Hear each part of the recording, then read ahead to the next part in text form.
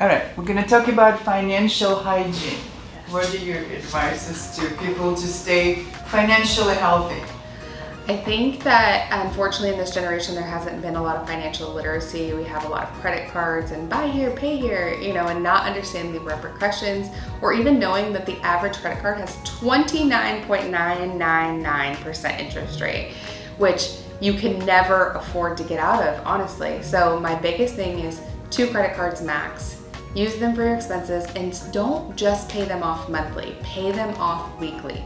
Because before you know it, the end of the month comes and you're like, oh my goodness, I had no idea I spent that much money.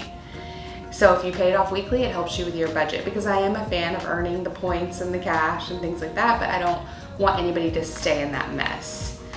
Start early. If you think you're gonna buy a house in 3 years, talk to me today, because I want to prepare you to get there. I think also, don't do a ton of job hopping. This next generation really believes in happiness in a job, but find what you love and find a great company and stay there in consistency and work the full-time hours and the salary so that you can buy a house and build that generational wealth.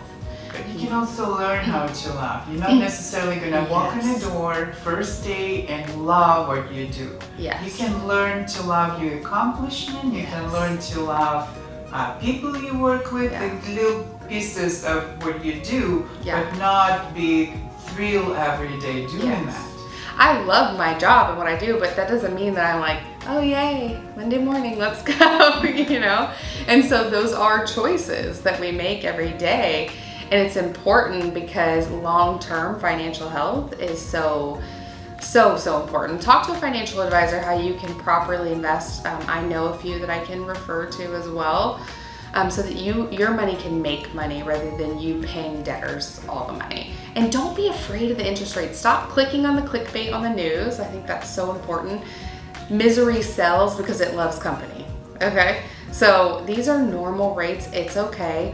Rent is expensive, but we can get you a mortgage for the same, and you're not making anything off of rent, but you're making equity off of a mortgage. So it's so important to invest in yourself, make sure you have stability, and ask questions, because you're not supposed to be the professional. I'm the professional. I can help you get to there. What about the easiest thing we all can do on a daily basis to be financially healthy? Make a budget. I think that a budget is imperative. You should be budgeting down to $0 every day. There's a lot of different financial advice out there from different people, but the one that I do like is the $0 budget. And what that means is that you budget everything down to the amount of savings you're gonna get. And if you can't, some people may not be able to trust themselves with a card or whatever, do a cash budget, do cash envelopes. Okay, hey, I have this much money, here's the cash for this. So that way you can monitor your budget, because when you spend cash, it feels a lot harder than swiping a card. And so I think it's imperative just to budget. And for some people it seems impossible to save because they live from paycheck to paycheck. What would you advise for people who make, like, I would say, minimum wage? How do they can put money away and save?